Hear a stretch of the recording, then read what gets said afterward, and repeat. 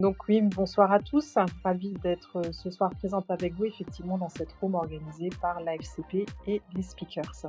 Donc ce soir, on reçoit Christian Kottmann. Ça fait à peu près bientôt 30 ans qu'il est dans la vente et aujourd'hui, il va vous parler de l'audace de la vente. Donc Christian, je vais préférer te laisser te présenter. Je crois qu'on se présente toujours mieux soi-même. Qu'est-ce que tu aurais envie de nous dire rapidement pour te présenter ce soir aux personnes qui nous écoutent? Oui, merci Aude. Merci d'abord pour votre invitation. Je remercie la FCP ainsi que les speakers d'organiser cette semaine avec différents intervenants dont je faisais partie. Merci beaucoup.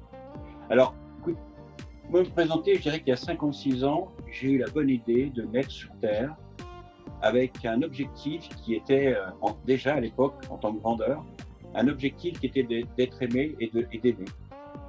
Et d'apporter autour de moi beaucoup de bonheur, beaucoup de joie. C'est comme ça, en fait, que j'ai grandi, avec, bien entendu, une enfance difficile. Aujourd'hui, je dirais que je suis conférencier. C'est un lapsus qui peut être révélateur, je ne le suis pas encore. Je suis consultant et formateur dans tout ce qui concerne la vente, la négociation et la persuasion, et tous les soft skills qui gravitent autour de ce métier.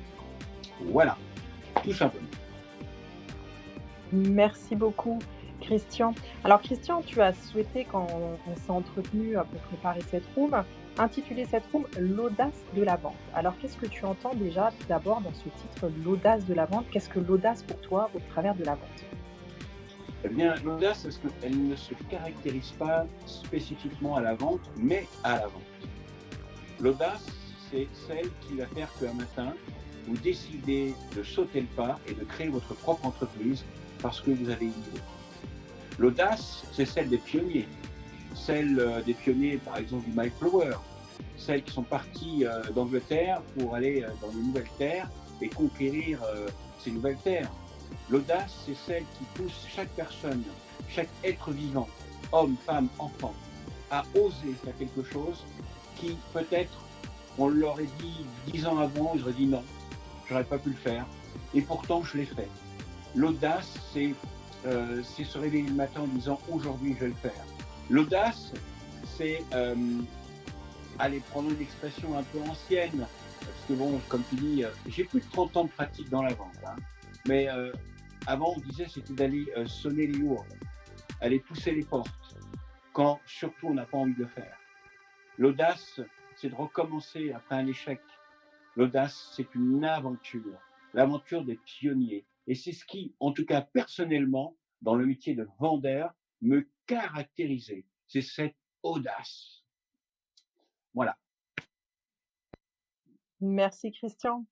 Alors, plus spécifiquement, pour nous parler de la vente, de cette audace de la vente, j'imagine bien qu'après autant d'années d'expérience, tu as des astuces, des particularités. Et j'ai cru comprendre lors de notre entretien que tu as une triangulaire de la vente, c'est ça? Est-ce que tu peux nous en parler ce soir pour éclairer le public sur ton approche de la vente? Une triangulaire de la vente, exactement, qui est issue de mon expérience, de ma longue expérience, de la relation humaine. Parce que d'abord, euh, l'audace, pour la nourrir, il faut savoir que quand vous rentrez chez un client, c'est d'abord une relation. C'est d'abord savoir établir une relation et c'est avoir l'image, la posture que le client attend de toi. Alors, je prends le tutoiement parce que je m'adresse à des commerciaux, je m'adresse à des chefs d'entreprise, je m'adresse à des conférenciers qui, aujourd'hui, sont, comment dirais-je, leurs propres chefs d'entreprise, leurs propres vendeurs et tous les jours vont se vendre, vont se faire acheter. C'est d'abord une relation, c'est d'abord une posture. Ai-je la posture que le client, le prospect attend de moi? Et je peux vous dire, et je vous le dis déjà à l'avance, que vous pouvez être le meilleur praticien des techniques de vente et d'influence. Tôt ou tard, si vous n'avez pas cette posture, vous en paierez le prix. Parce que le client, il achète d'abord quelqu'un, il achète d'abord une personne qui est ambassadrice d'une marque, ambassadrice d'une entreprise, il achète une relation. Ça, c'est la première de la triangulaire. Et la deuxième? Ah oui, donc tu voulais en Bah, fait, tu écoute, veux que ce je sera fasse. intéressant. Ce sera Ok, oh non, intéressant. ok, ah, pas de souci. Alors, la deuxième, je dirais que c'est, à travers cette relation, c'est de créer une émotion. Parce que, on vous l'a déjà dit, mais je vous confirme, hein, l'acte d'achat, l'acte de vente, l'acte commercial, c'est d'abord une émotion. Vous pouvez me dire tout ce que vous voulez. Vous pouvez me dire, moi j'ai les meilleures techniques de vente. Je fais de vous un vendeur super machin, super truc. C'est d'abord une émotion. Et si tu n'as pas, je dirais, cette relation, tu ne peux susciter une émotion. Bien entendu, il y a des méthodes, il y a une approche, c'est clair. Mais c'est le plus important. C'est ensuite de susciter une émotion positive. Vous savez, les basiques de la vente, on les oublie souvent. Mais un des basiques de la vente, c'est ce que disait Coco Chanel ou McKenna, l'occasion de faire 2 fois une bonne première impression. Et la bonne première impression est la première impression est la bonne, surtout, surtout et malheureusement quand elle est mauvaise. Donc, entrer en relation, ça suppose d'incarner déjà une posture, celle que le client attend de vous et celle qui va vous permettre de susciter la dernière de la triangulaire, l'adhésion du client. Bref, d'avoir un socle de confiance. Et ce socle de confiance, il est le début de toute relation commerciale. Les techniques de vente, je n'aime pas trop ce mot technique, parce que ça présuppose quelque part technique de manipulation. Ça sonne faux. Et les gens n'aiment pas entendre le mot technique de vente, parce que les gens n'aiment pas qu'on leur vende quelque chose. Ils aiment acheter. C'est ce que disait Jeffrey Gitomer, les gens détestent qu'on leur vende quelque chose, mais ils adorent acheter. Et c'est ça, en fait, la triangulaire de la vente. C'est d'abord une relation qui va susciter une émotion et une adhésion qui va se reposer sur le socle de la confiance. Là, on peut commencer à utiliser tous les outils de technique de vente pour pouvoir comprendre le client et encore rentrer davantage en relation avec le client. Merci Christian. Alors quand tu parles de posture, posture attendue par le client, qu'est-ce que tu entends par là dans la notion de posture attendue par le client? Alors, il y a 6 critères dans la posture. Le premier, c'est l'attitude. L'attitude, c'est ce que je suis immédiatement en face du client. C'est ce que je représente, c'est la perception que je donne à mon client immédiatement. Vous vous rendez compte que dès les premières secondes, dès la première minute, déjà vous êtes évalué à hauteur de 50%, voire plus, si déjà votre posture ne convient pas au client. Et ça, c'est très important. Donc, l'attitude. Un jour, un ami québécois me disait, Christian, je ne vais pas vous le dire avec l'accent québécois, mais Christian, ton attitude, plus que tes aptitudes, vont déterminer ton attitude. Bref, en français courant, ton attitude va déterminer ton leadership, va déterminer si tu fais ou non autorité. Le deuxième élément de la posture, c'est le comportement. Alors, attitude, comportement, on me dirait c'est la même chose. Mais comportement, ça veut dire que je continue à incarner ce que j'ai donné comme impression. C'est la suite. Le comportement, c'est ce que je fais ensuite. Est-ce que je suis congruent par rapport à mes propos, par rapport à ce que je dis, par rapport à mon entreprise, par rapport au contexte du client? Est-ce que j'ai bien compris? Ce que je fais, c'est ce qui va permettre ensuite, dans mon comportement, de confirmer, d'asseoir cette adhésion et cette confiance. Le troisième sont les connaissances. Connaissance de mon métier, bien sûr, de mes produits, de mes services. Allez, je dis encore le mot interdit, des techniques de vente. Les connaissances du contexte client, du contexte de son marché, de mon propre contexte et surtout des douleurs du marché. Et ça, c'est très important. Connaissance aussi littéraire, connaissance aussi générale, qui va faire de vous un homme et une femme qui a une culture générale solide et avec lequel on peut échanger. Mais c'est important. Le socle du savoir est très important.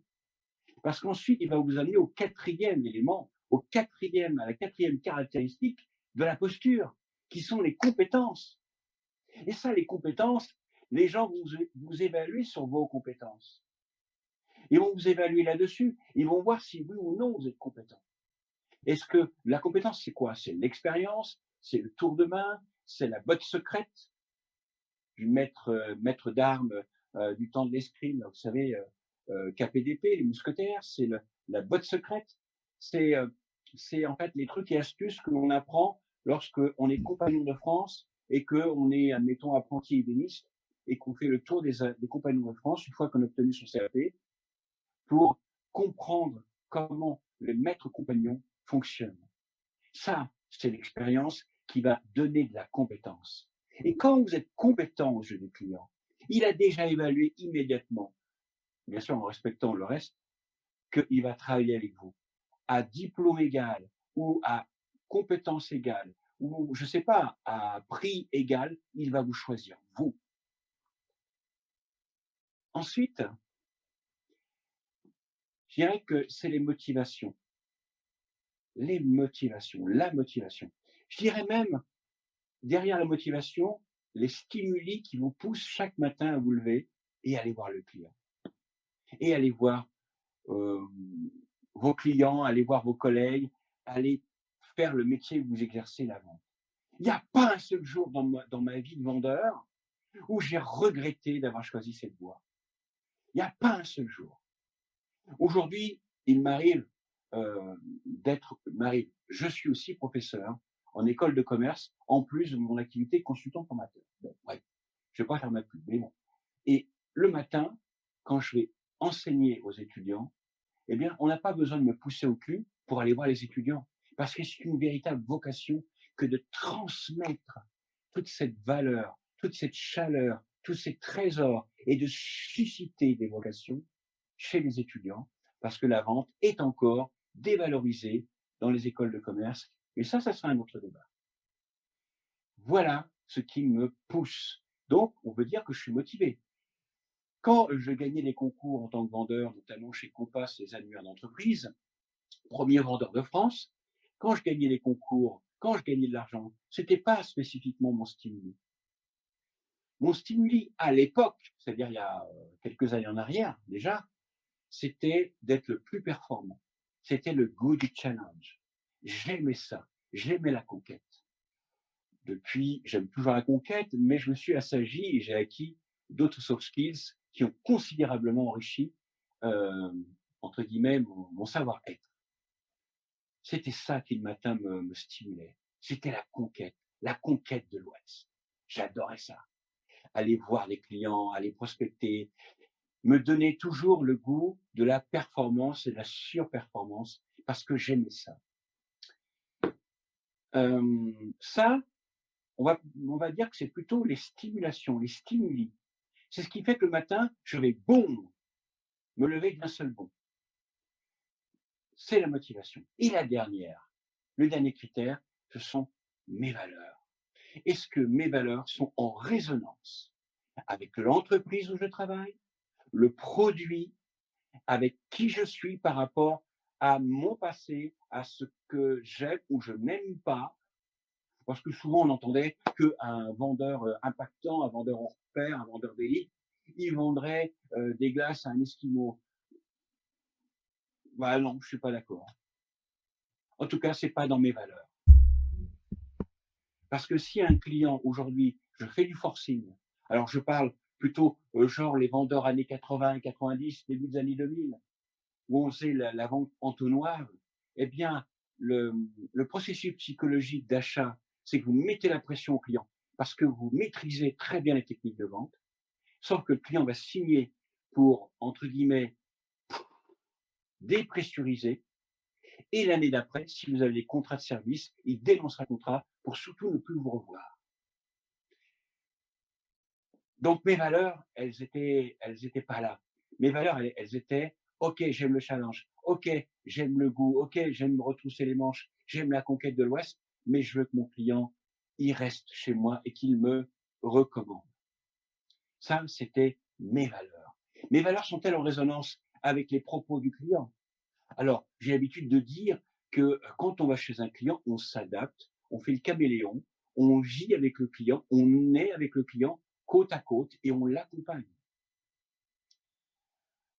Mais parfois, il y a ça m'est arrivé peut-être 2 fois dans ma carrière où j'ai refusé de travailler avec un client parce que ses valeurs étaient aux antipodes des miennes. Un jour, je vais vous raconter une anecdote. Un jour, un de mes collègues chez Compass, de couleur noire. Alors attention, je prends l'exemple des valeurs. N'y voyez aucune connotation de quoi que ce soit.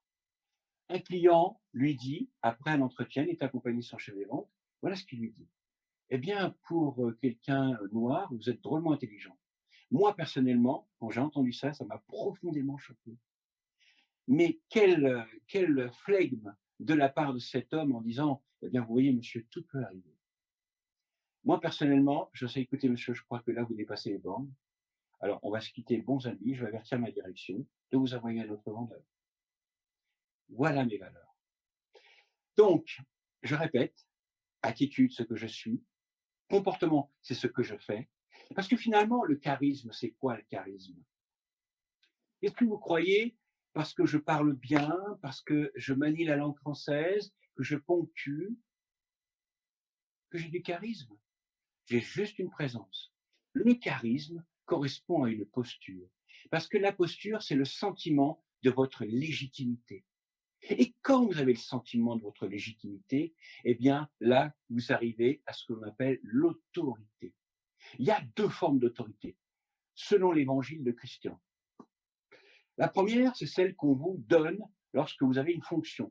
Président, directeur général, préfet, directeur d'une business unit, directeur d'établissement, chef des ventes. On vous donne une autorité juridique sur laquelle, bien entendu, vous avez des pouvoirs et des responsabilités. Mais pour autant, vous ne pouvez peut-être pas toujours faire autorité auprès de vos collaborateurs. La deuxième forme d'autorité, c'est faire autorité. Celle qu'on confère aux experts, celle qu'on confère aux professeurs qui sont des professeurs de sommité internationale et qui, quand elles parlent, tout le monde se tait. Celle qui fait que quand vous rentrez quelque part, parce que vous incarnez tellement ce que vous êtes, eh bien, vous faites autorité. Donc, quand vous faites autorité, vous fédérez, vous fédérez. Et les gens vous reconnaissent ce leadership. Tu as le sentiment de ta propre légitimité, tu peux fédérer. Parce que tu es congruent dans ta posture. Ce que tu es, ce que tu représentes, ton visage, ton corps, ta posture, dit ce que tu es et tu n'as pas besoin de dire j'ai des diplômes, j'ai fait HEC, j'ai fait machin. Tu n'as pas besoin de le dire. Tu fédères déjà. Voilà. Vous savez, dans un film avec Alice Aglioni et Thierry Lhermitte, qui s'intitule Notre univers impitoyable, sorti en 2007. L'histoire est la suivante. Un associé du cabinet d'avocats d'affaires, juriste, décède d'une crise cardiaque. Et auprès des avocats, il y a, entre guillemets, un appel à candidature pour postuler en tant qu'associé de l'affaire. C'est un gros cabinet d'affaires, d'avocats d'affaires, juristes. Il se trouve qu'Alice Agliani vit avec son compagnon, qui s'appelle Bandini, dans le même cabinet d'avocats, et tous les deux ont postulé, et que c'est elle qui a été choisie. Première soirée d'affaires en tant qu'associée, en tant que patronne, et non plus en tant que simple avocat, le terme n'étant pas trivial de ma part. Elle se plante lamentablement, elle se prend les pieds dans le tapis devant un client qu'elle va rencontrer le 18 du mois. Parce que toute la soirée, elle entend de dire bonjour à Bandini, avec Bandini, vous faites une équipe de choc, etc.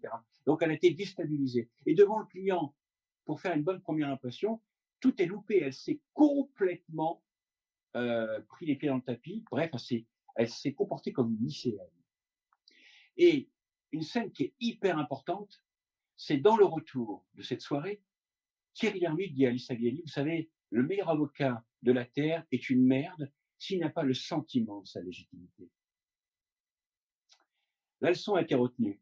Elle a fait le nécessaire et le 18 du mois, regardez le film, elle a rencontré ce même client Et je peux vous garantir que sa posture n'était pas du tout la même. Donc tout est une question de posture. L'audace, c'est de répondre finalement à peut-être ce petit grain de folie qu'un parfois un acheteur attend chez vous. Parce qu'ils sont habitués à des vendeurs qui sont dans la moyenne, parce qu'ils sont habitués à des vendeurs qui récitent leurs leçons, parce qu'ils sont habitués à des vendeurs qui finalement sortent pas du lot.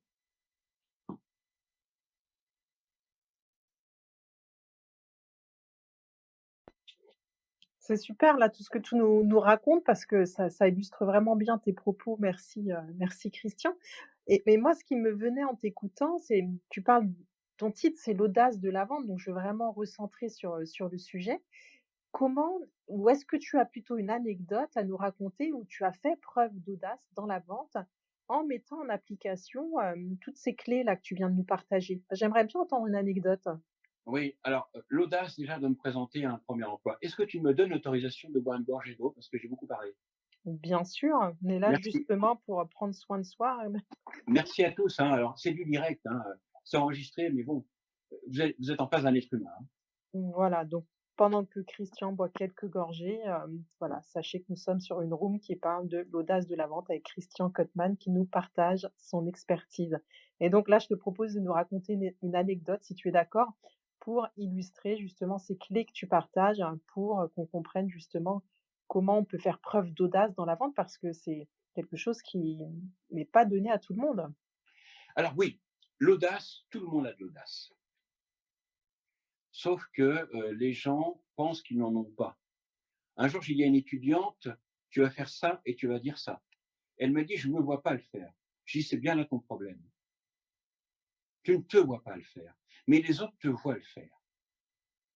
L'audace, c'est quand je me suis présenté, pour mon premier emploi de vendeur chez Enfa. À l'époque, le fils d'une voisine me disait: «Christian, tu ferais un très bon vendeur, tu as du bagou, il faut que tu fonces». À l'époque, c'était en 1991 et j'arrive sans expérience.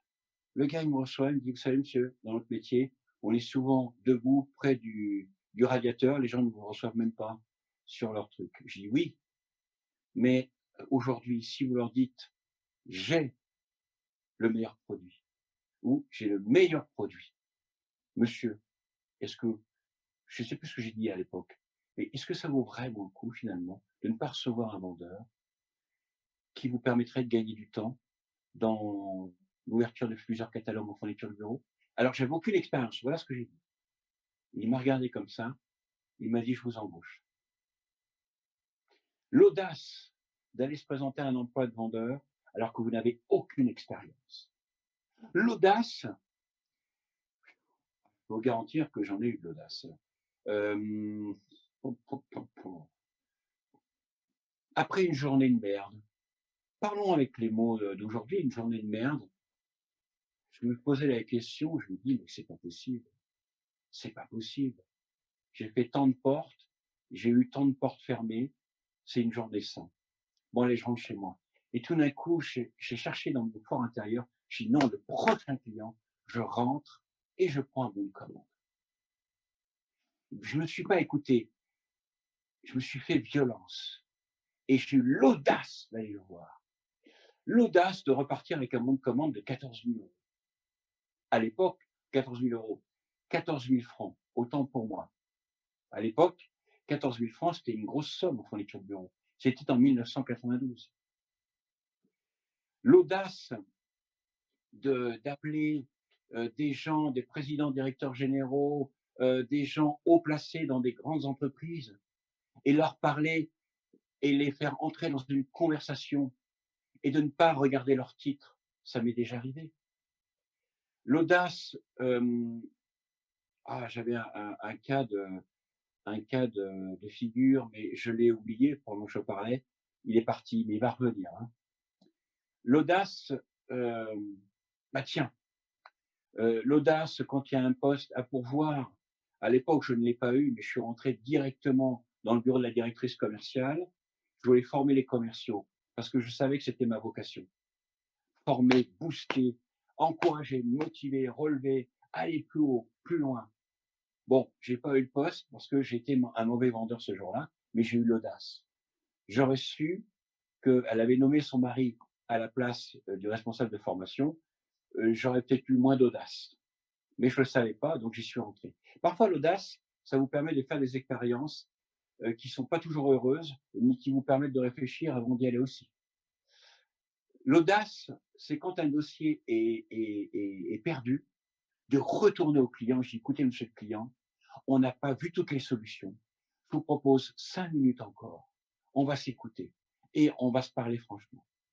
Alors que le client a été ferme avec vous. L'audace, c'est tous les jours. C'est de faire des choses que j'avais pas l'habitude de faire. C'est de me mettre à l'informatique alors qu'à 35 ans, je savais même pas taper sur un clavier pour pouvoir envoyer mon premier devis client. Je savais rien. J'y suis allé. Ce que je te propose, Aude, c'est d'alimenter, de rebondir là-dessus. Je sais que c'est toi qui conduis l'entretien, mais pour que l'exemple qui m'est venu tout à l'heure en tête, qui a disparu, revienne aussi.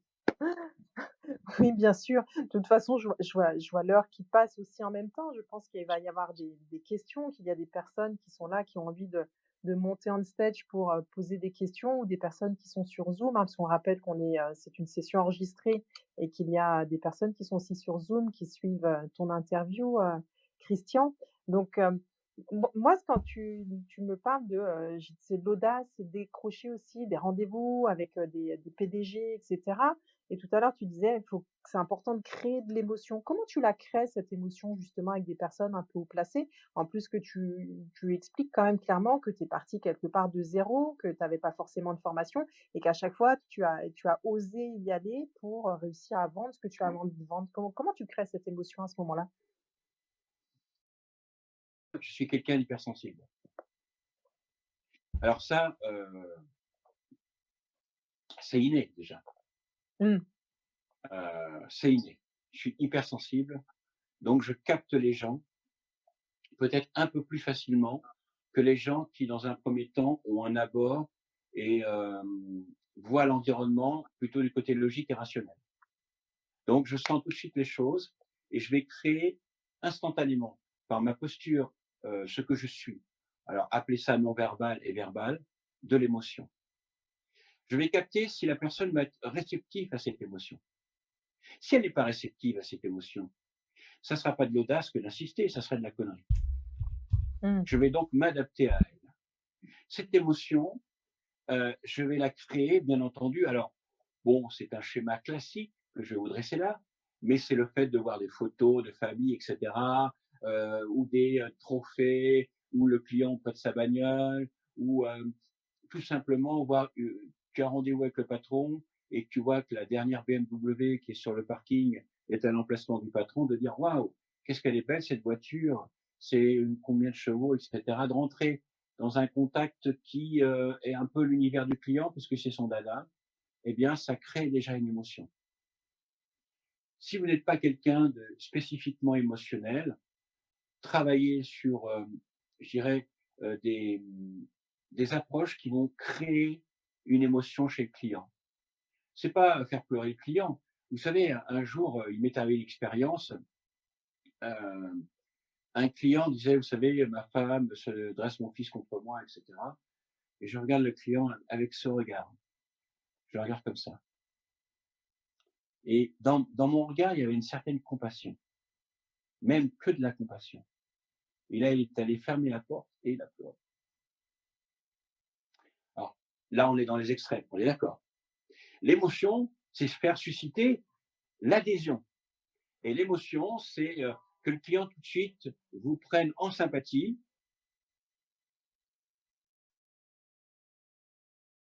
Ah, on ne t'entend plus, Christian? D'un coup, on ne t'entend plus. Voilà, voilà. Voilà. Non, non, c'est parce que j'ai ma comptoise, qui s'est mis à sonner 5 heures ou 10 ou 18 heures, D'accord. et je voulais Tu juste, voilà. L'idée, tu c'est as que le client, pardon. Vas-y, vas-y. Après, on prendra une question. L'idée, en fait, c'est de dire: est-ce que déjà j'irai déjeuner avec lui au restaurant? Est-ce que déjà je passerai un week-end avec lui? Est-ce que déjà je passerai une soirée avec lui? Moi, je me donne toujours cet objectif de dire: «Il faut que le client pense ça de moi». En revanche, je m'interdis d'avoir, un surplus d'émotions, trop de relations, parce que je ne sais pas au départ comment le client va l'accueillir. et il me semble qu'en étant professionnel, il faut aussi rester à sa place. L'émotion se crée petit à petit. Des fois, elle est immédiate et des fois, elle se crée petit à petit. Un client, un jour, au bout de 2 ans et demi, on s'entendait vraiment comme cul et chemise, hein, je peux le dire. Et il m'a dit un jour: Christian, j'aimerais devenir votre ami. Et je lui ai dit non, à 2, 3, 4 reprises. Je lui ai dit non. Restons au vouvoiement, vous verrez que nos relations professionnelles s'emporteront mieux. Et il a insisté, il a insisté. Je dis: écoutez, je te préviens, je te tutoie, mais si tu es mon ami, tu es vraiment mon ami. Mmh. J'aurais dû écouter mon intuition et en rester au stade du très bon client parce qu'après, ben, je suis tombé de l'armoire. Voilà, ça c'est mon histoire. Donc l'émotion, elle se construit en fonction du contexte, en fonction de la réceptivité du client et celle que vous allez lui faire passer. Bref, la résonance. C'est au départ, c'est ce qu'on appelle l'empathie cognitive avec les neurones miroirs dans le cortex préfrontal. Donc il y en a à peu près 100 millions. Je vais pas compter. Hein.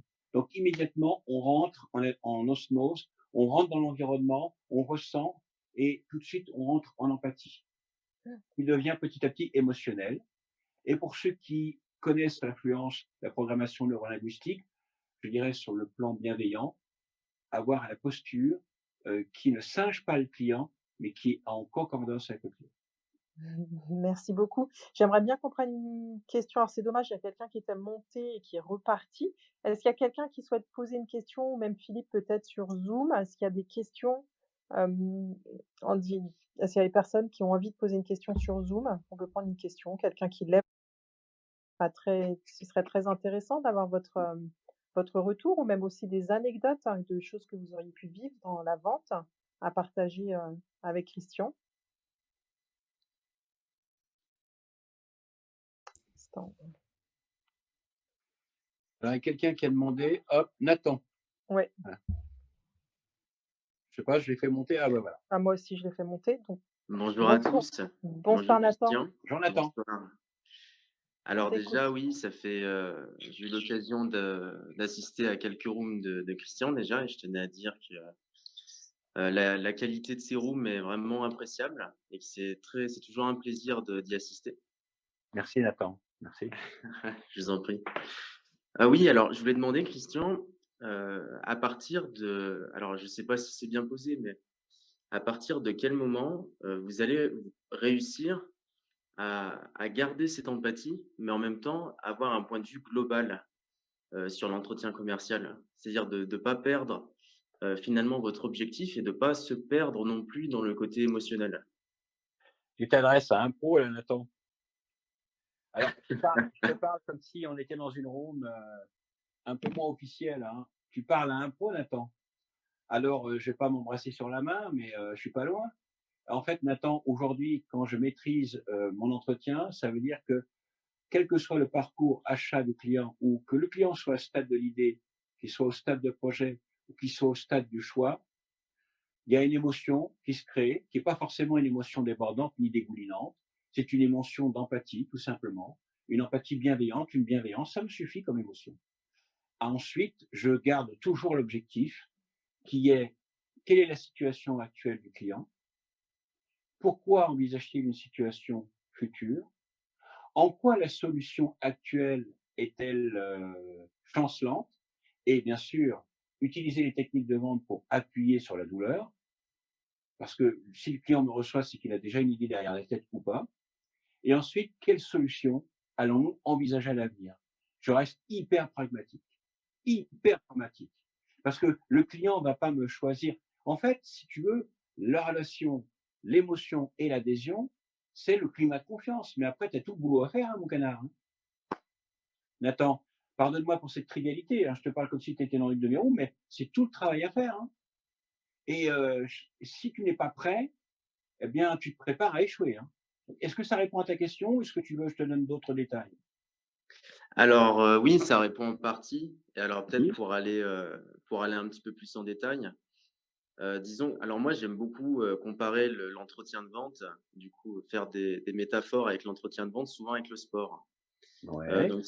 Donc typiquement, par exemple, en boxe, On a un boxeur qui est bien préparé, ça va être un boxeur qui a préparé ses enchaînements, qui a préparé ses contre-attaques et finalement, on a un peu 2 types. On a le boxeur qui, peu importe le boxeur en face, heu, a préparé de très bonnes attaques et des très bonnes contre-attaques, qui sait à peu près s'adapter et on a le boxeur qui vraiment mise tout sur la préparation spécifique en disant: «Beh, ce boxeur, je l'ai étudié, j'ai regardé ses vidéos, je sais comment il bouge et j'arriverai à m'adapter. Enfin, je vais construire une stratégie». Et là, ma question, c'est est-ce que, quand vous faites un entretien de vente, Christian, est-ce que vous allez essayer de vous ramener à une stratégie commune que vous avez constamment, mais tout en essayant quand même de s'adapter? Ou alors, à chaque fois, vous allez chercher vraiment des stratégies très spécifiques à la personne que vous rencontrez? Il y a 2 types de vendeurs que j'ai. Il y en a plusieurs types de vendeurs. Il y a le talentueux et il y a le besogneux. Je suis un mix des 2. Pendant des années, je me suis reposé sur mon seul talent, avec un minimum de préparation. Tant que j'avais du succès, ça allait. Mais le jour où un client m'a dit: «Monsieur Cotman, vous m'avez beaucoup parlé de vos produits et vos services. Je vois que vous êtes convaincu, ça fait plaisir à voir. Mais le jour où vous parlerez de votre client, c'est-à-dire de moi, je vous recevrai. Monsieur Cotman, je vous montre pas le chemin». Je suis descendu de mon piédestal. J'étais premier vendeur de France chez Compass. Il y avait 70 commerciaux derrière moi. Quand je rentrais chez le client, j'étais le patron. Et tu as vu jouer ça où, toi? Tu rentres dans le territoire de chez ton client et ton client te donne l'autorisation de t'asseoir, c'est déjà beaucoup, hein. Donc, il a fallu que je revoie mon positionnement et au fur et à mesure, je me suis très vite rattrapé parce que je travaillais le week-end pour préparer ma semaine. Je travaillais le week-end et j'arrêtais de vendre à la one again is to fly, à la freestyle. Euh, on peut dire que j'ai un certain don pour le freestyle, mais le freestyle a ses limites, hein. C'est comme celui qui a un don, qui a l'oreille musicale. S'il ne travaille pas ses gammes, à un moment donné, il va avoir un plafond de verre. Donc, la vente, c'est comme le sport finalement. Tu as parlé du sport. Les sportifs de haut niveau s'entraînent 50% de leur temps pour pouvoir être toujours au top niveau. Eh bien, moi, c'est pareil. Dans la vente, je m'entraînais à bien préparer mes dossiers clients. Je faisais, écoutez, c'est bien simple. Je faisais une offre à 130%, à 150%, à 200%. Je faisais pas d'offre à 100%. C'est-à-dire que le client était déjà client. Je partais déjà avec l'idée qu'il allait, en tout cas, acheter d'autres prestations de services. Et pour ça, pour le convaincre, ou du moins pour le faire adhérer, comprenez-moi bien, hein, on n'est pas dans la vente machin chouette, hein. Là, tu parles bien de préparation, tu parles bien de mental. Eh bien, c'est un mix de tout ça. Moi, je ne peux pas entreprendre une relation client si dans ma posture, j'ai pas les connaissances et j'ai pas les compétences et la motivation pour le mettre en application. C'est impossible. Donc, c'est un juste milieu des 2 pendants que tu as décrits. Est-ce que j'ai répondu à ta question, Nathan? Parfaitement, oui. Merci beaucoup, Christian. Je t'en prie. Merci Nathan pour ta question qui est venue éclairer tout le monde. Est-ce qu'il y a d'autres personnes qui souhaitent poser des questions, hein? Surtout, sentez-vous libre de lever la main pour, venir, interroger, Christian, notre expert, de la vente. Je vais peut-être quand même répondre il y a quelqu'un sur Zoom, qui disait: «Je suis arrivé, j'ai loupé un bout sur la triangulaire de la relation», qui disait: «C'est relation, émotion et donc si je Adhésion. dis» et c'est emporter l'adhésion. On est bien d'accord, Christian, Sur le hein? socle qui va créer la confiance. Voilà, c'est vraiment les 3 points, hem, qui sont nécessaires. Donc finalement, on comprend bien que d'un côté, tu dis que les techniques, le mot technique, tu dis presque que c'est un gros mot, si j'entends bien. Tu aimes pas trop utiliser ce mot-là et en même temps, par rapport à la réponse que tu viens de faire à Nathan, on comprend bien que malgré tout, faut les avoir ces techniques-là parce que sans ça, on risque d'être en difficulté, dans la vente. Effectivement, alors, la connaissance, le savoir, c'est le pouvoir. Qui a dit ça d'ailleurs? Je me souviens plus. Le savoir, c'est le pouvoir. Le socle de la connaissance est très important. S'il n'y a pas de pratique derrière, pour devenir compétent, ça sert à rien. On est juste une bibliothèque ambulante, c'est tout. Effectivement, on a besoin de techniciens dans le domaine industriel, on a besoin d'ingénieurs qui vont penser, ensuite de techniciens qui vont, hem, créer des process pour élaborer un programme, élaborer un produit, élaborer, un matériau et c'est effectivement important d'apprendre les techniques de vente. Après les techniques de vente, hem l'objectif, c'est qu'elles deviennent, tellement naturelles chez toi que tu deviennes en finalité inconsciemment compétent. Et j'ai tellement travaillé, j'ai tellement acheté de livres sur les techniques de vente. J'ai acheté une des premières éditions du livre de Michael Aguilar, Vendeur d'élite. Je crois que c'était en 97, je crois. D'ailleurs, j'ai cherché, j'ai pas retrouvé. Un vieux, enfin, c'était son premier livre, mais j'ai tout appris par cœur, quoi, à l'époque. Tellement que j'avais soif de réussir. J'avais une revanche à prendre sur la vie. Mais ça, c'est personnel. Ça pourra faire l'occasion d'une autre rencontre. Mais voilà. Et effectivement, j'ai dû acquérir des automatismes dans les techniques de vente. Au début, j'étais maladroit. Je me suis pris les pieds dans le tapis devant les clients qui, eux, étaient assez expérimentés. Mais au fur et à mesure, ce n'est plus devenu des techniques, c'est devenu une conversation. Ça, c'est de la relation. Quand tu rentres en conversation avec ton client, c'est tout juste génial. Et les techniques en sont le socle. Merci de le préciser, Aude. Alors, tu as la technique, mais ça, c'est une chose. Comment nous pouvons réussir à nous différencier dans la vente? Est-ce que tu peux repréciser ta question parce que je crains ne pas avoir tout saisi? Et hier, quand on échangeait, tu m'as parlé de la notion de légitimité pour se différencier. Est-ce que c'est que ça pour réussir à se différencier? Parce qu'il y a la technique hein, qui finalement va être commune parce que au final, les ouvrages, les techniques, et cetera, ça prenne sur les bancs de l'école, ça prenne dans les livres. Hem, mais finalement, ça, tout le monde l'a, mais comment on peut se différencier réellement pour se sentir légitime ensuite dans la vente? Est-ce que C'est toi, tu as d'abord une recette? c'est d'abord par rapport à soi, c'est d'abord soi. J'ai invité, heu, tu sais que je fais un stream, 100 vente, 100 likes. J'ai invité Olivier Bay. Olivier Bay, conférencier et maître de cérémonie. Et Olivier Bay a aussi une conférence sur le soi, savoir oser incarner. Mais c'est d'abord par rapport à soi. C'est d'abord par rapport à soi. La valeur que tu as à tes propres yeux. Et bien souvent, les gens se dévalorisent. D'ailleurs, c'est simple. Bon, peut-être aujourd'hui, on le voit moins parce qu'avec les masques et la pandémie, mais vous n'avez qu'à prendre le métro, vous n'avez qu'à prendre le bus, les transports en commun, vous n'avez qu'à croiser les gens. Les gens sont rarement heureux. Ils sont rarement heureux parce que si on leur pose la question: «Est-ce que tu as confiance en toi?» beaucoup nous diront: «Ouais, ça veut dire quoi, ouais», parce qu'ils ont pas une belle image d'eux-mêmes, parce qu'ils sont pas construits, on les valorise pas et la plupart des gens font la gueule quand ils vont au travail,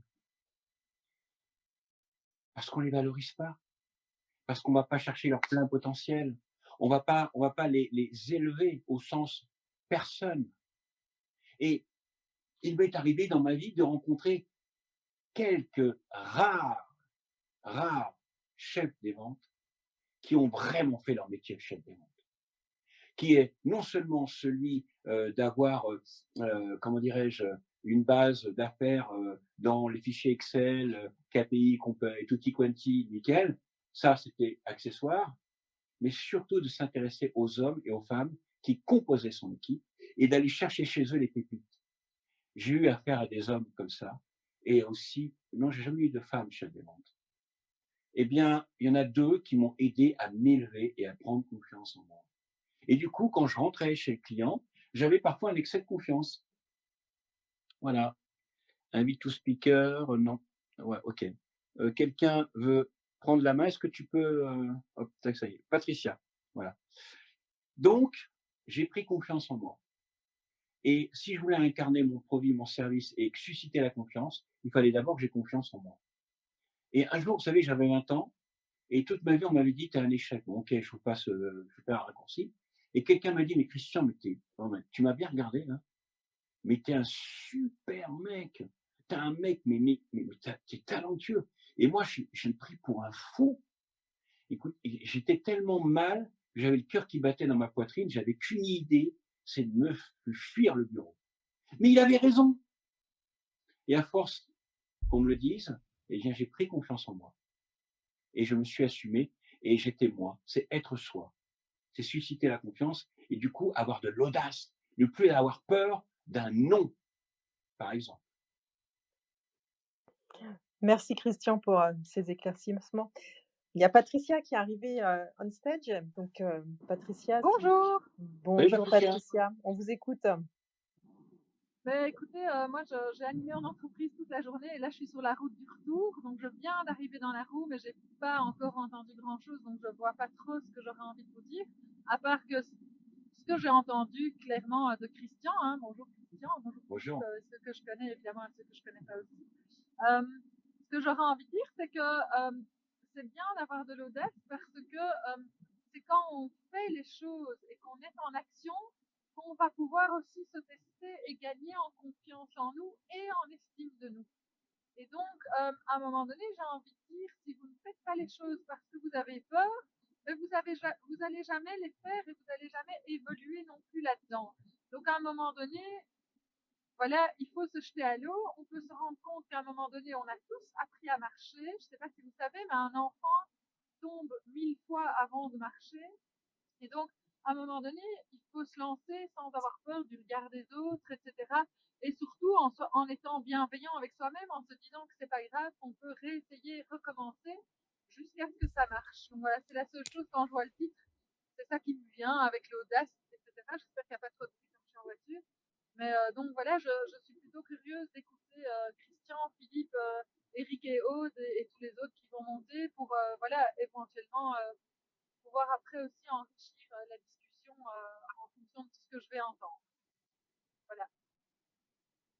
Merci Patricia. Christian, tu as envie de répondre quelque chose à Patricia? Bah, je connais bien Patricia parce qu'on a animé nous-mêmes une room, voilà, sur jusqu'où êtes-vous prêt à aller pour satisfaire votre client, l'effet waouh. On se rencontre souvent sur les rooms et avec Patricia, on a des points communs, des affinités sur le plan commercial, sur le plan de la vie en général. Donc, non, j'ai rien à rajouter. Je suis toujours d'accord, pratiquement toujours d'accord avec ce que dit Patricia. Donc, en revanche, j'invite à, à tout le monde là à monter sur la home stage. Il n'y a aucun problème. Je suis prêt à répondre au ténor du barreau. Je sais pas, là, je vois Vincent, je vois Edgar, je vois Olga, je vois Gilles, qui est la voix de Clubhouse. On aime bien l'appeler entre copains comme ça. Je vois des Jean-Luc Udry, je vois des gens qui ont certaines Et postures. Dominique aussi, Dominique, il faut qu'elle Voilà. monte. Dominique. Alors, il y a aucun problème. C'est ça aussi l'audace. C'est faire appel à des personnalités et ne pas avoir peur de leur adresser la parole, comme si vous adressiez la parole à un très bon ami. C'est aussi ça l'audace. Moi, j'ai décidé de ne plus avoir peur. Voilà. Bravo. Il y a Marie-Ange qui a osé, qui a eu l'audace de lever la main pour monter. Marie-Ange, on vous écoute. Bonsoir. Bonsoir, c'est Marie-Angela. Bonjour. Merci Bonsoir. de m'avoir fait inviter. J'avais d'abord une petite question pour bien comprendre si j'ai bien assimilé le sujet de la room. Quand vous parlez d'entretien, c'est par rapport à une rencontre entre le client et nous, ou enfin le vendeur, c'est ça? Oui, et puis aussi entre vous et votre chef de service, Ok. entre vous et votre banquier, entre vous et un business angel, si vous apportez un projet dans lequel vous avez une soutenance à passer, entre vous et n'importe qui auprès duquel vous souhaitez communiquer et faire adhérer à un projet. Voilà. Ok. Parce que de mon côté, je suis une personne, je trouve, assez audacieuse, mais des fois, j'ose pas le montrer par peur que ça paraisse autant. Est-ce que vous comprenez un peu?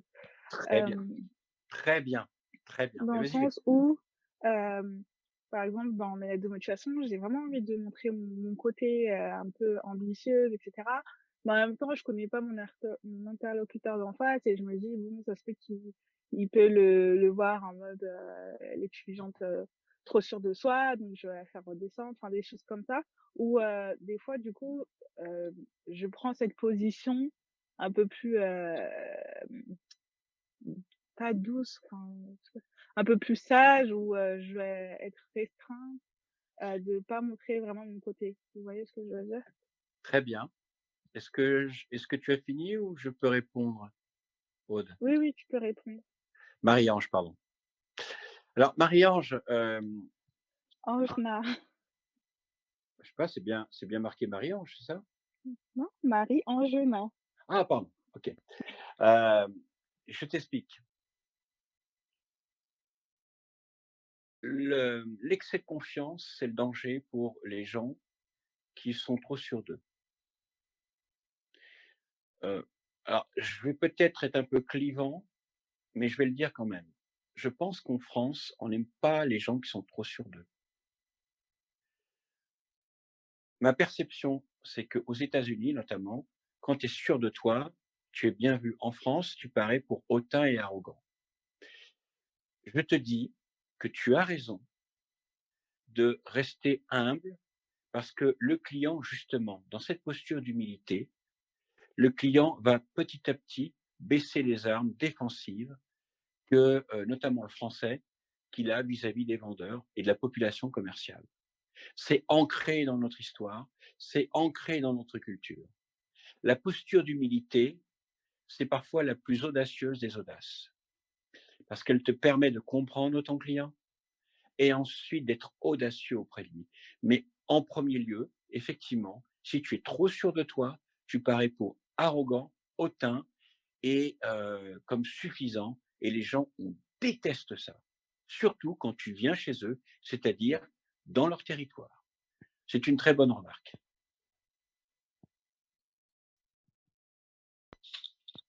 C'était ma réponse. Tout est clair pour toi, pour vous, pardon, Angena? Hein? Oui, non, mais complètement et c'est justement pour cela que j'ai préféré, jouer cette carte-là pour, éviter, tout malentendu. Moi, j'aurais bien envie d'ajouter quelque chose. Je sais pas si je peux, Christian. Oui, allez-y, Patricia. Oui, allez-y. En fait, moi, j'entends vraiment bien ce que tu dis parce que j'ai vécu ça moi-même et je le vis encore de temps en temps et c'est vraiment un frein en fait. Et quand je vivais ça moi-même, c'était vraiment, je me mettais à l'arrière, je prenais du recul et je m'effaçais par rapport à d'autres. Et je crois que pendant ce confinement, je ne sais pas très bien comment c'est possible, mais c'est quand même une réalité que j'observe, c'est que j'ai pris vraiment encore plus confiance en moi, j'ai gagné des nouveaux clients et je réussis à mieux me mettre en avant. Et je réussis à malgré tout mieux m'affirmer.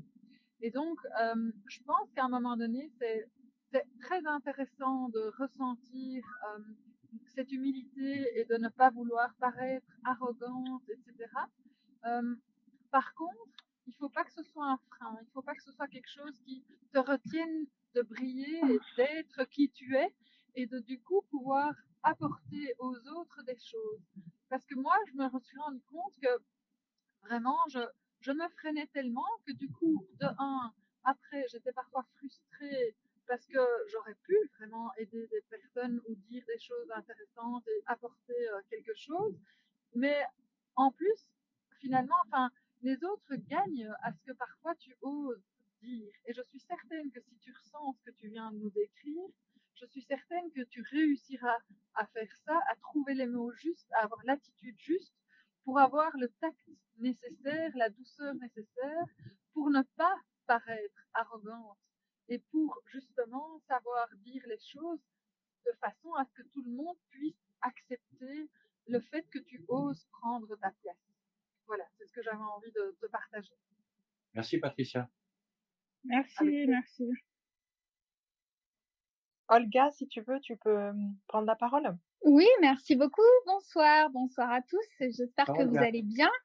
Merci pour cette room, c'est chouette.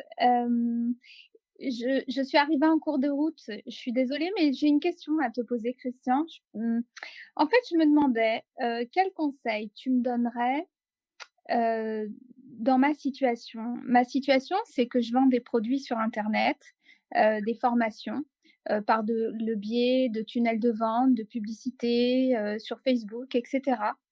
Je vends des produits tous les jours à des prix différents.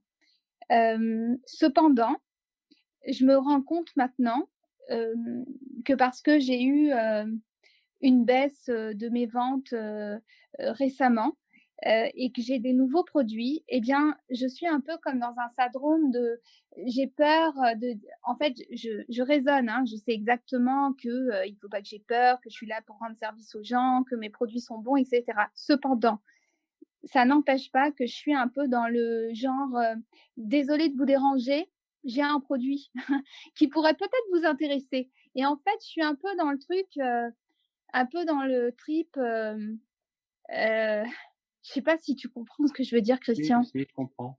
Ouais, voilà. Je comprends. Et quel conseil, voilà, c'est comment sortir de ça? Parce que quand je raisonne, je comprends tout, mais il y a pas que le raisonnement. Alors déjà, ton raisonnement, il est propre à toi, Olga.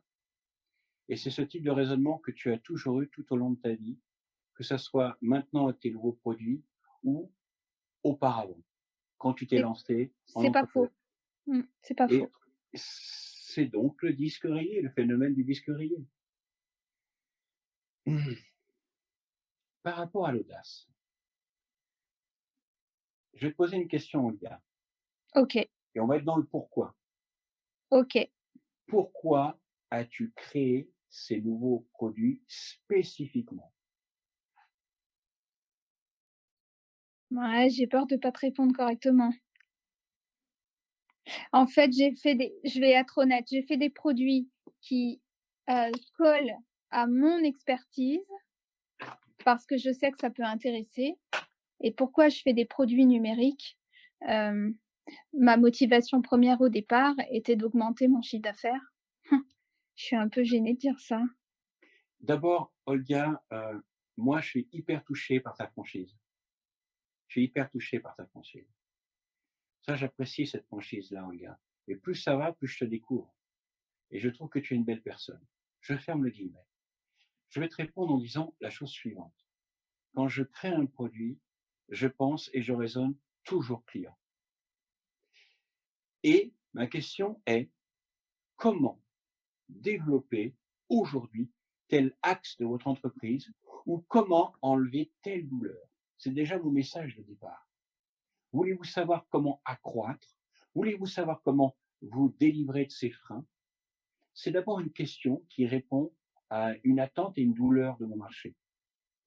Mais à part ça, à part te donner des leçons, Olga, parce que donneur de leçons, c'est bien beau. Mais tu sais, les conseillers ne sont pas les payeurs, tu es au courant. Mmh. Ouais, Bien, qu'est-ce qui aujourd'hui légitimise ton action, Olga? Moi, je la vois, mais toi, est-ce que tu la vois? je sais pas si c'est parce qu'il est tard, mais non, je te dirais que non, non. Parce que ce que tu dis là, comment enlever la douleur et cetera, bah, c'est des arguments, voilà, j'y travaille, tu vois? Ouais. Là, par exemple, j'ai finalisé un petit livre et une formation, sur les codes inconscients de la séduction. Il s'agit pas d'apprendre à draguer, c'est vraiment pas mon genre, mais c'est plutôt quand tu rencontres quelqu'un, qui te plaît, et ben, comment savoir que c'est réciproque? Grâce à la lecture du langage corporel et tu vois, je sais que ça intéresse, je sais qu'il y a beaucoup de gens qui se posent la question, ça c'est certain. Mais encore une fois, tu vois, j'ai beau avoir une liste d'emails, que je fais grossir régulièrement grâce à des produits gratuits et cetera, enfin bref, le truc habituel, eh bien, je procrastine, mais grave, pour écrire les mails, pour annoncer ne serait-ce qu'en premier à ma communauté, eh ben, que j'ai enfin, le produit, qu'ils attendaient. Enfin, tu vois? Et parce que, je suis voilà, je sais pas. Olga, c'est un problème de confiance, tout simplement. je vais pas dire, je vais pas chercher midi à 14h, Olga. Je crois que en fait, Olga, hem, tu as hop, OK, pas de problème, voilà, Christophe les 2 vieux. Il y a pas en fait, Olga, aujourd'hui, je crois que c'est surtout un problème de confiance en toi et en ta capacité de fédérer. Moi, je te le dis, Olga, alors je te le dis, hein, j'avais, avant même de te connaître, une très bonne image de toi et je vais te dire pourquoi. Je pense que je te l'ai déjà dit, il me semble, à 2-3 reprises dans les rondes. Est-ce que tu t'en souviens? Tu vas me parler de Michael? Faire partie de l'équipe du pape de la vente en France, c'est pas donné à n'importe qui.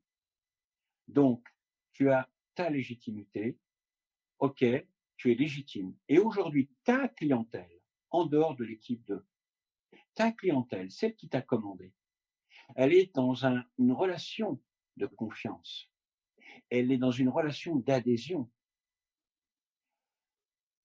Je suis convaincu que tu as cette émotion dans ton message, du genre, alors ne le prends pas pour argent comptant, du genre, j'ai pensé que ce petit cadeau vous permettrait de, ou augmenterait votre capacité. La plupart des clients comme vous m'ont demandé cela et j'ai pensé à vous, je l'ai écrit. C'est ça l'idée. Fais-le et après, en MP, message privé, tu me diras si oui ou non ça fonctionne. D'accord, Olga? OK. Quand tu parles de MP, on peut faire un MP comment? Non, MP, message privé LinkedIn, tu vois ce que je veux Ah dire? OK, Ou dans une d'accord. onde. Mais voilà, OK. je ne ferai pas ma pub, je m'interdis. Non, Voilà, non, mais voilà. merci, ça C'est m'a juste fait pour te dire, voilà, on peut continuer ces conversations après. Voilà. d'accord, Et merci. Olga, je serais très heureux de te rendre service du fond du cœur. Voilà. Merci Christian. Mmh. Merci Christian. Il y a encore 2 personnes qui vont poser des questions et après on ne fera plus monter personne sur la room parce qu'il est déjà plus de 18h30, heure, théoriquement, à laquelle on doit finir. Donc, voilà. Christian a fait le choix de faire encore monter des personnes, donc, nous Oh allons mince, c'est de ma faute. non, mais de J'ai toute pas vu le façon, temps. il est 18h34, oui, je sais, mais le temps, quand on est bien et quand on dit des choses intéressantes, passe très vite. Donc c'est avec plaisir que nous allons donner la parole à Claude. Merci beaucoup, Aude, et merci à vous tous pour l'organisation de cette room. Merci, Christian, Philippe, Aude, je suis désolée, j'ai pas pu être là à temps, donc je vous fais un coucou rapidement, mais le message d'Olga m'a interpellée. Et je voulais aussi préciser, Olga, que je connais pas peu en tout cas, mais je suis ce que tu fais. Beaucoup d'humilité dans tout ce que tu nous as dit. Et j'avais envie de t'apporter 2 axes, hein, 2 axes de réflexion pour toi. Le premier, c'est ce que j'ai noté, c'est j'ai peur de. Donc la réflexion, c'est de dire pourquoi as-tu peur? Et on a tous des peurs conscientes et inconscientes. Donc là, c'est effectivement le travail sur toi que tu mènes et les réponses que tu vas y apporter. Et le deuxième point, c'est une question de posture. Quand tu as dit tout à l'heure, excusez-moi, j'ai des produits pour vous, monsieur le client. Et je te propose de voir les choses autrement et de prendre une posture différente en disant, eh bien, monsieur le client, quels sont vos besoins? De quoi avez-vous besoin?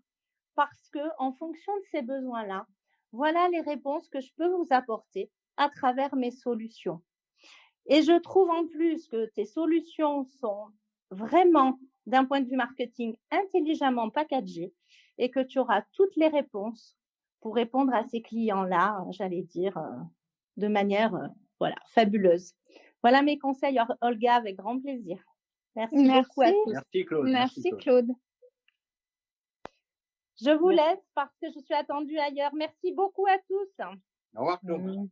Merci à toi Claude, bonne soirée. Et puis on va donner, la parole pour, la dernière question de ce soir à Christophe. Bonsoir, merci beaucoup. Pardonnez-moi, moi aussi, j'arrive un peu tard dans le salon, parce que j'ai pas envie d'utiliser le mot room. Merci de m'accueillir, à vous 3, Christian, Philippe et Aude.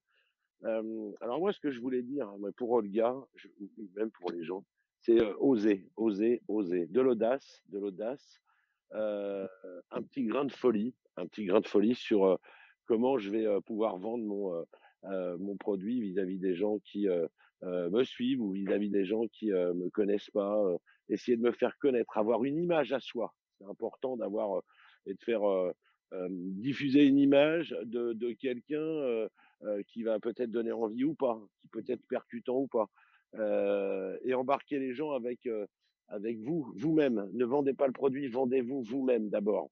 Je pense que ça marche bien quand on a de l'audace. C'est aussi qui vous êtes vous-même, comment on vous perçoit. Parce qu'on peut très bien dire, ah mais lui, comme on nous a fait pour nous, par exemple, on nous a dit, ah, ces deux-là, deux cons qui servent à rien. Et puis après, on s'est rendu compte que les deux cons qui servent à rien, ben, sur un réseau comme Clubhouse, on nous a dit, waouh, on s'est trompé, on vous connaissait pas. Ou alors, j'ai eu une attitude vis-à-vis d'un tel, vis-à-vis de vous, par exemple, et je me suis trompé. Ben, c'est ça, c'est aussi oser et puis pas avoir peur, Olga. Je pense que le trip, c'est de fais-toi plaisir, lâche-toi. Puis de toute manière, un échec, c'est une réussite aussi. Donc, c'est pas grave. Merci pour ton intervention, Claude. Merci pour ton intervention, Christophe. Est-ce que je peux rajouter quelque chose, Aude? Bien sûr. Merci. Par où, Alors, en fait, osez afficher votre singularité.